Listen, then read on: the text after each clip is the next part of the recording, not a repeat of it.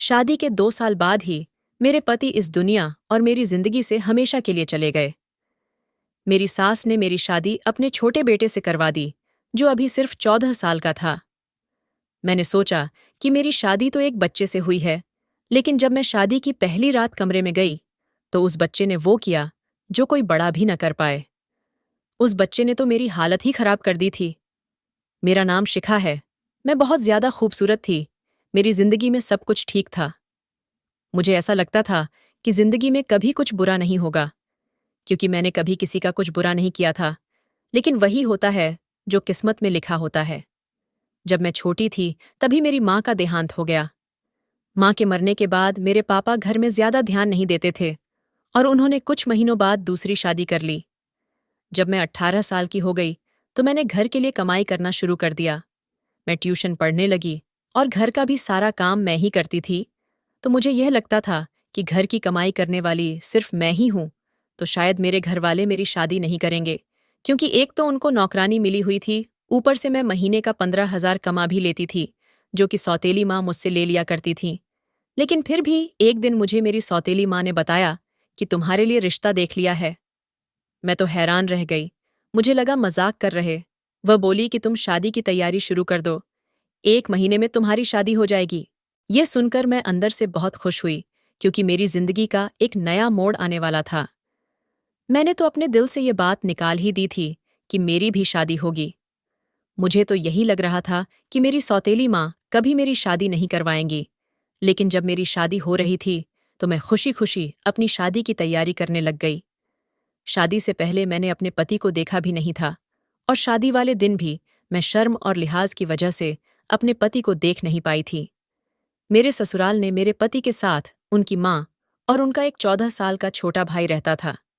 मेरी सुहागरात वाले दिन जब मैं अपने कमरे में बैठी थी, तब मैंने पहली बार अपने पति को नजर भर के देखा। वह बहुत अच्छे थे। उन्होंने पहले दिन से ही मेरे साथ बहुत प्यार और सम्मान के साथ बात की।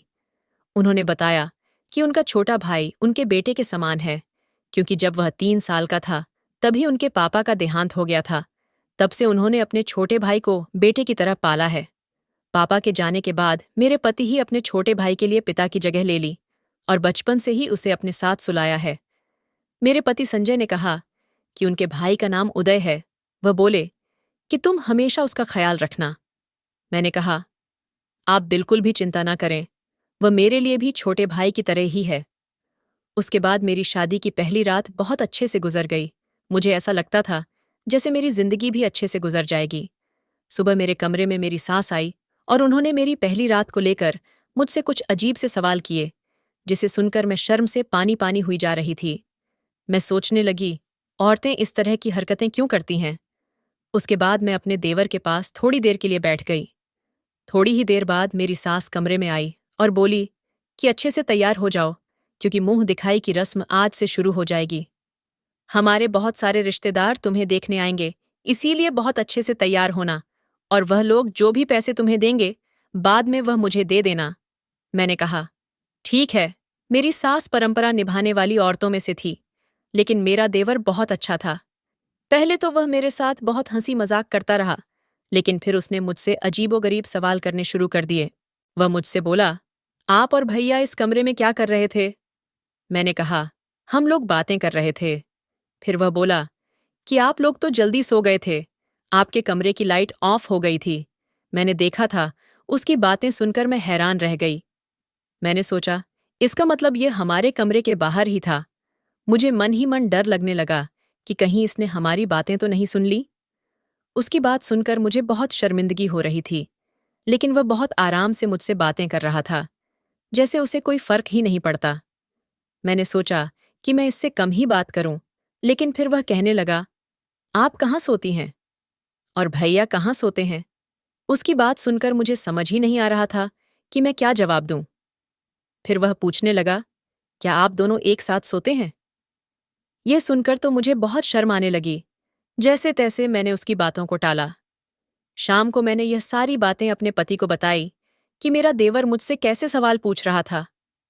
मैंने कहा, बहुत अजीब बात है। इतने छोटे बच्चे के दिमाग में इतने सारे सवाल, वह भी इस तरह के, आखिर कैसे आए? मेरे पति बोले, मैंने तुम्हें उसका ख्याल रखने के लिए कहा था, लेकिन तुम तो पहले दिन से ही उसकी शिकायतें करने लगी।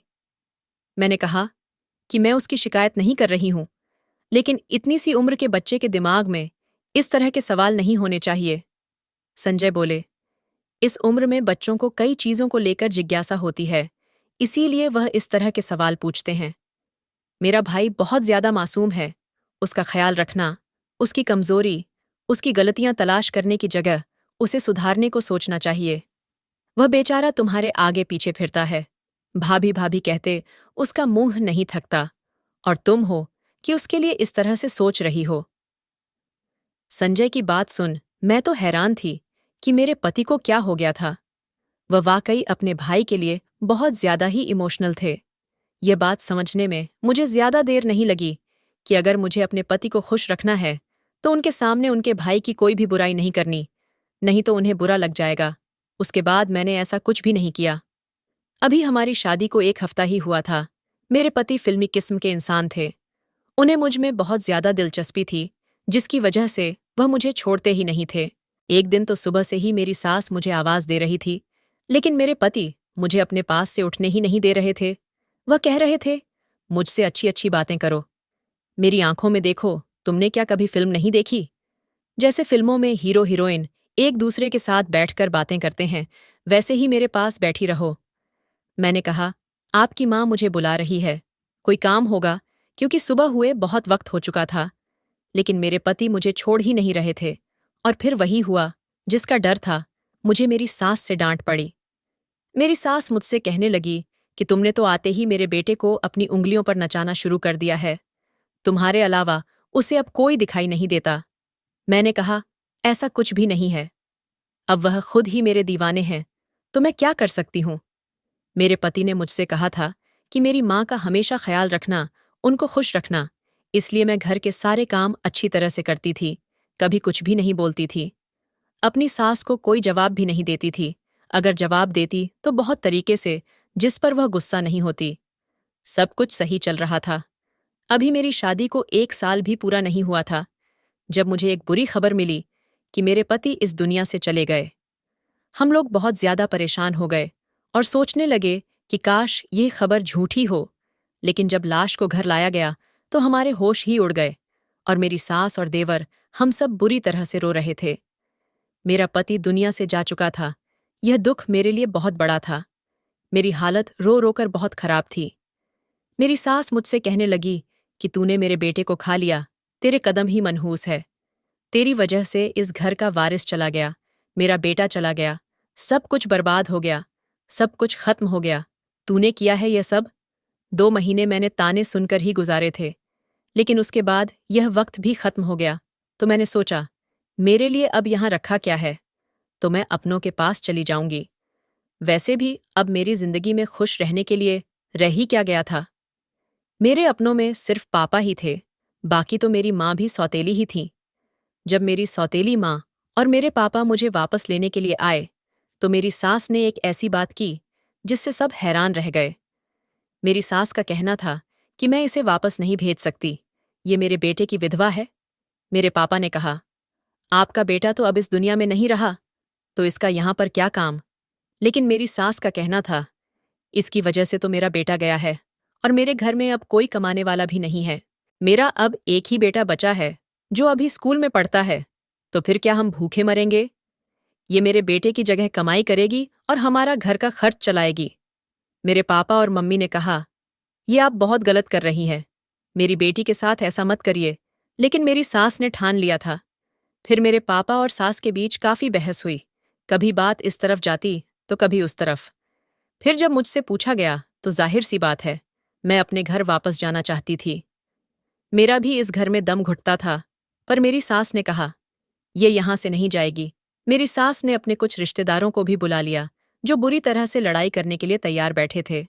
फिर नतीजा ये निकला कि मेरी शादी दोबारा कर दी जाए, तो फिर मैं इस घर में रह सकती हूँ। लेकिन इस घर में एक ही मर्द था। उसके साथ मेरी शादी करने की बातें होने लगीं। सब ने कहा, छोटा है तो क्या हुआ, ये लड़की कौन सी बहुत बड़ी है, इस तरह ये इस घर में रह जाएगी, इसी घर में फिर से बहू बन जाएगी। मैं ये सब कुछ नहीं चाहती थी, लेकिन मेरी सास ने मेरे पापा को इस शादी के लिए तैयार कर लिया। मेरी सौतेली माँ ने भी कहा, अच्छी बात है, अगर हम इसको अपने घर ले जाएंगे तो उससे हमारा क्या फायदा है, क्योंकि दोबारा इसकी शादी करने के लिए कौन रिश्ते की तलाश करेगा? एक विधवा के लिए रिश्ता कैसे मिलेगा? आजकल तो कुंवारी लड़कियों को भी रिश्ता नहीं मिलता है, इसलिए इसको यहीं रहने दे। समाज वाले भी बातें करेंगे, एक विधवा अगर फिर से सुहागन बन रही है तो इस ऑफर को ठुकराकर हम इसे अपने साथ हमारे घर क्यों ले जाएंगे? वहां भी तो ये विधवा ही कहलाएगी। मेरी सौतेली माँ ने अजीबोगरीब बातें करके मेरे पापा को मना लिया और वह मुझे वहीं पर छोड़कर चले गए। कुछ दिनों के बाद मेरी शादी मेरे देवर के साथ करवा दी गई, जिसको मेरा पति अपना बेटा कहता था और जिसको मैं बच्चा समझती थी। इतना तो मैं अपने पति की मौत पर भी ना रोई थी, जितना इस बात पर रोई, चीखी चिल्लाई, लेकिन किसी ने मेरी बात न सुनी। मेरी सास ने जबरदस्ती मेरी शादी करवा दी। उसके बाद मैंने जिद करी कि मुझे अपने देवर के साथ कमरे में नहीं जाना, लेकिन मेरी सास पीछे पड़ी थी। उसने कहा, आज सुहागरात की रात है, अगर तू कमरे में नहीं गई तो फिर से कुछ हो जाएगा, और क्या तू मेरे दूसरे बेटे को भी मारना चाहती है? लेकिन फिर भी मैं नहीं गई। अगले दिन मेरी सास ने मुझसे कहा, मुझे नौकरी करनी होगी। उसने मोहल्ले से ढेर सारे बच्चे इकट्ठे कर लिए। अब मैं रोज 40 से 60 बच्चों को पढ़ाती थी। मेरा दिमाग बहुत ज्यादा खराब हो जाता था। मैं बहुत ज्यादा थक जाती थी, क्योंकि पढ़ाने के साथ मुझे घर का सारा काम भी करना पड़ता था। एक हफ्ता इसी तरह बीत गया। मैं अपने देवर के कमरे में जाने से घबराती थी। मुझे लगा वो बच्चा है मेरा, उसके साथ रिश्ता जबरदस्ती करवा दिया है। लेकिन अब बस वह अपने कमरे में रहे और मैं अपने कमरे में। उसके कमरे में जाकर करना ही क्या था? लेकिन मेरी सास मेरे पीछे पड़ी थी। कुछ दिन तो इस तरह बीत गए, लेकिन एक दिन मैं यह देखकर हैरान रह गई कि मेरा देवर खुद ये कह रहा था कि मेरी पत्नी को मेरे कमरे में भेजो। लेकिन मुझे पता था वो बच्चा है, उसे इन सारी बातों का पता नहीं, इसलिए वह कह रहा होगा। उसके लिए यह सब नया है, इसलिए वह खुश हो रहा है। एक तो उसकी शादी हो गई, वह भी इतनी जल्दी। लेकिन फिर मैं सोचने लगी कि उसके दिमाग में ऐसी बातें तो मेरी पहली शादी के पहले दिन से ही थीं। मैं समझ गई कि उसे इस तरह की चीजों का शौक है, लेकिन उसे ये नहीं पता था कि पत्नी क्या होती हैं। मेरी जिंदगी बर्बाद हो गई थी। मेरी जिंदगी में अब कुछ भी नहीं था। मैंने एक दिन सोच लिया कि मैं इस घर से भाग जाऊंगी। ये कोई इतना ज्यादा मुश्किल नहीं था। लेकिन मेरे देवर को पता चल गया। उसने कहा, फिक्र ना करें, मैं आपकी मदद करूंगा। जो भी आप कहेंगी मैं करूंगा। आपको कोई दिक्कत नहीं होगी। मैं आपका ख्याल रखूंगा। वह बातें तो इस तरह कह रहा था जैसे कि मैं सुनना चाहती थी। मैं बुरी तरह रोने लगी। मैं भी घर से भागना नहीं चाहती थी। आखिर भाग कर कहाँ जाती? एक बार भाग जाती तो मुझ पर ठप्पा लग जाता कि यही घर से भाग गई। मैं एक इज्जतदार बाप की बेटी थी। मैंने सारी जिंदगी इज्जत से गुजारी थी। मैं अपने बाप का नाम कैसे बदनाम कर सकती थी? मैं बुरी तरह से रोने लगी और अपने पति के साथ वापस आ गई। लेकिन मुझे ऐसा पति नहीं चाहिए था। मेरा दिल नहीं कर रहा था उसे पति कहने का। सुबह इस बात की खबर मेरी सास को भी हो गई, लेकिन मेरे देवर ने सब कुछ संभाल लिया, वरना मुझे बहुत डांट पड़ती और मैं ऐसा नहीं चाहती थी। उसके बाद मेरी सास ने शोर करना शुरू कर दिया। उसने कहा, आज तो तुम मेरे बेटे के कमरे में जाओगी। तुमने तमाशा बना रखा है। तुम इसकी पत्नी हो। पति पत्नी एक साथ नहीं रहेंगे तो क्या अलग अलग रहेंगे? ये बात बिल्कुल भी अच्छी नहीं है। उसी शाम मेरी सास ने मुझे जबरदस्ती फिर से दुल्हन बनाकर कमरे में भेज दिया। एक पल को मैंने सोचा कि मैं अंदर से कमरे को ताला लगा लूं, लेकिन मैं ऐसा नहीं कर पाई, क्योंकि मेरी सास ने पहले ही दरवाजा खोल दिया था। थोड़ी देर बाद मेरा देवर कमरे में आ गया। मैंने सोचा, ये तो बच्चा है, इसे डरा धमकाकर सुला दूंगी। मैं बेकार ही परेशान हो रही हूं। ऐसे मेरी सास भी खुश और मैं भी खुश। किसी को क्या पता चलेगा कि कमरे के अंदर क्या हो रहा है? मैं हैरान होने लगी कि यह ख्याल मुझे पहले क्यों नहीं आया। मेरा देवर जब कमरे में आया तो मुझसे बोला, तुम बहुत प्यारी लग रही हो। मैंने कहा, ठीक है, अब तुम सो जाओ। मैं मेकअप और ज्वेलरी उतारने लगी। उसने कहा, तुम बहुत अच्छी लग रही हो।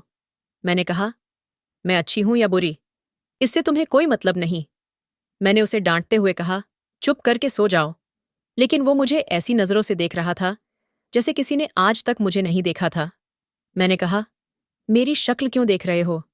चुपचाप सो जाओ। मैं अभी भी उस पर रौब जमाने की कोशिश कर रही थी, जबकि अंदर से मुझे डर लग रहा था। थोड़ी देर के बाद उसने मेरा हाथ पकड़ा और मेरे मुंह पर थप्पड़ दे मारा। मैं हैरान रह गई। उसने कहा, तुम्हें तमीज नहीं है? अपने पति से किस तरह बात करते हैं? तुम मुझ पर चिल्ला रही हो, बेवकूफ औरत। मैंने कहा, तुम अभी जमीन से निकले नहीं हो और पति बनने के लिए रो रहे हो। तुम मेरे पति नहीं हो। तुम्हारी उम्र ही क्या है?